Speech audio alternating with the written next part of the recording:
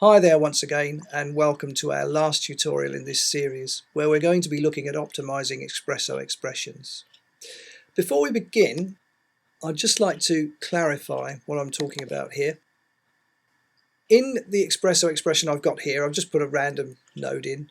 I'm going to just make this smaller. Now, there's a difference between optimizing an expression and optimizing a node. And I just want to demonstrate the difference. If I control click on here, I get a little menu come up and I've got an option to optimize here. If I let that happen, it just expands the node to its optimum size.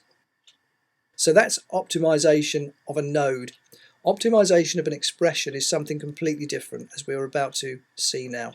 So I'll just close this down and head back over to my snake race game.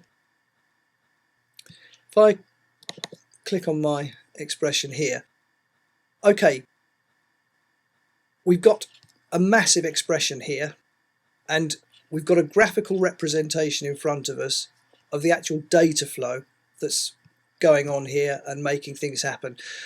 However, it's very important to distinguish between a graphical representation of the data flow and the data flow itself. They're not exactly the same thing. Just because we put some nodes in the editor here and then wire them up to each other, it doesn't necessarily mean that those nodes are going to be called at the correct times. They could be called, in fact they will be called, in the order that we place them in the editor. Therefore, it's important that we take a look in the X group here, because this X group in the X manager, this actually lists all of the nodes that we're using in the expression, and they're called in the order that they're placed in this list, not the order that we see them on the screen. So that's very important to distinguish. Now, we saw that we got a bit of a problem with the position text from one of the snakes earlier on when we were playing around with this. The snake came in first, but the text said that the snake had come in fifth. The reason for that is because the nodes would have been called that were dealing with that text at the wrong time, because they're probably somewhere way down in the list where they shouldn't be. And we need to get all of this sorted out in order to make sure that each node is called at the correct time. Because we must remember, Expresso is a compiled language. So what we're seeing here ends up being compiled into C++. Normally, if you write program code, you would write your main body code, which would probably be this part of the expression here. This would be the main body. And then these parts branching off would all be subroutines. So surely it would make sense then to have your subroutines, or let's say your code for your subroutines, after your main body code. That's how you would do it if you were creating this in something like Python script or C++ yourself. Well, that's exactly what we need to do here. So let's just take a look. We'll zoom in on this area that we're calling our main body here. Just frame selected there. Okay. Well, obviously our first nodes that are going to be called in this expression should be our spline wraps. So where exactly are they? Well, they should be up here at the top of the list, but as you can see, they're not even anywhere to be seen at the moment. So let's just scroll down, and there they are. They're a long way down that list, aren't they? A heck of a long way. So let's move them. The first thing we can do is just grab hold of the first one, and we can push them up there, and you can see the line, which is telling us where we're about to position them. But we'll scroll up the list and get them placed. Go and make yourself a cup of tea while we do that. Takes a while because we've got so many expressions, or so many nodes I should say, and we'll leave it about there. So as you can see, it's easy enough to reorder everything, but it can be a bit painstaking when you've got a huge expression like this one. But that's what we need to do. So obviously next we need to look at our math multiplies and our compares, because they're next in line. Moving on from there, we actually need the time node to be next, because it feeds these divide nodes and it also feeds these compares. So it will be literally our math multiply and compares. It doesn't really matter. We could just simply select all of the math multiplies, or we could select the multiplies and compares and move them as a whole. So we have multiplies there. Go down a little further and we've got all the compares together. And then if we go down the bottom here, we've got a lone multiply down here. So you can see that at the moment the order of this is dreadful, and we've got to sort that out. Another good thing about sorting this order out is that by optimizing your expressions, you will also mildly improve the performance of your computer as well.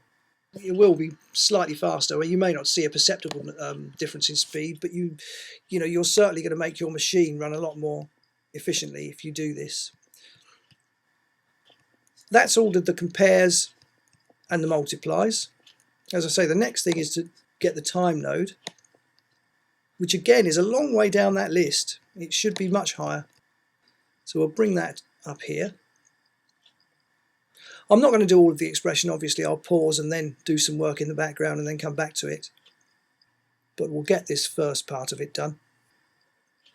Is that the kettle I can hear boiling? Drink some for me. Okay, so we'd need to put that under that multiply there. So we've got the last math multiply down here, and then we've got our time node. So that's fine. Remarks you don't really need to worry too much about, because as with remarks in code, they're just ignored. As soon as the machine sees those, it just jumps over them to the next condition there if it sees these 4 remarks. So we don't need to worry about those. You can put your remarks anywhere you like, but it's good housekeeping to use them as labels, as I've done in the expressions. So I can get these from Sid, Nancy, Bonnie, Clyde and Dave and move them up to the top here. And they'll be completely ignored when the compiler is doing its job. But this is what we've got to do. I've just got to painstakingly work through this and then get it all sorted out. With a tiny little expression where you've only got a handful of nodes, it's not so much of a problem with this sort of stuff. But certainly when you've got huge great expressions like the one we've got here, it will give you all kinds of trouble. You can get all kinds of glitching going on in a piece of animation if you don't do this stage. So it's just one of those chores that you need to do. I mean, I did the whole expression before I've completed this stage, but you could easily do it as you go along. You could make your main body code or your main body of the expression, and then decide that you're going to optimize that, and then create your subroutines and optimize those as you go along. There's nothing to stop you, and in fact it's probably not a bad idea to do it. But anyway, I'll pause for a moment here and then do the work in the background, and then we'll come back and have a look at what I've done.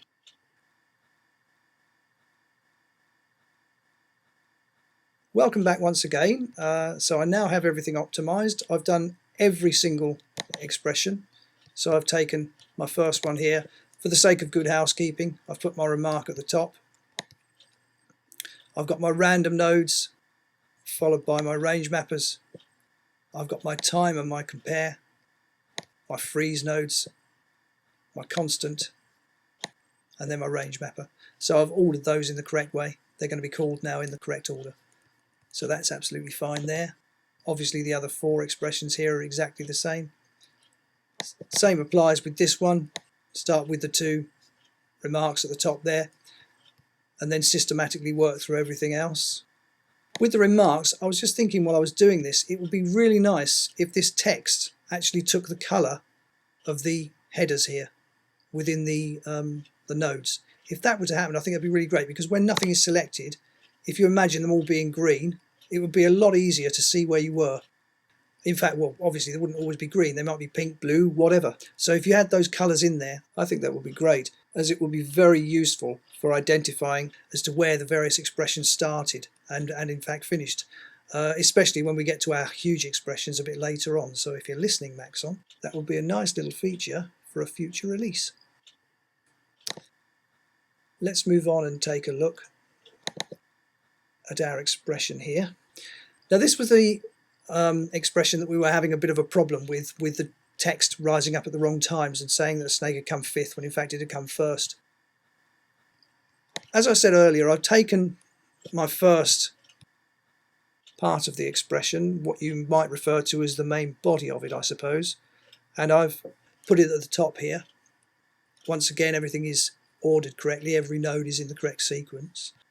And then from there onwards, starting with the score and the score reset up here, and the slither number keeper and slither number reset and all that kind of stuff up here, I've put that in as my first little subroutine there. And then it was just a case of systematically working through from SID downwards with regard to the snakes. And I've taken each of the scenarios here. So SID winning the race, being the overall winner, is the first one. I've then moved down to SID coming last or being fifth in the race. Because, of course, in the next sequence, that's the order in which they're checked. It's the order in which, so that the overall winner will actually trump the coming fifth. Coming fifth will trump coming fourth will trump coming second or third, depending on what's happening there. So I've done them in the order that they need to be done in, basically. And it's, as I say, just a simple idea of just taking each one of these under each remark here that I've now put in, and literally organising the various nodes that make up that particular subroutine in the correct order. And that's all I've done. I've just systematically worked through and done that for all of the snakes. So you can see that it makes things a lot more efficient that way, and everything is called as and when it needs to be now, instead of in a pretty much random order. So that's a much more efficient expression now. Let's just have a quick go, see what we get. And they're off.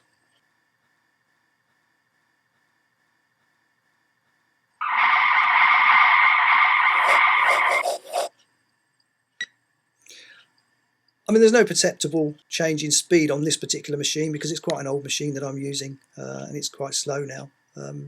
But what we have is certainly an optimized expression now, and you can hear that every snake skids to a halt, as they might not quite have done previously, and generally it's just improved things. And they're off.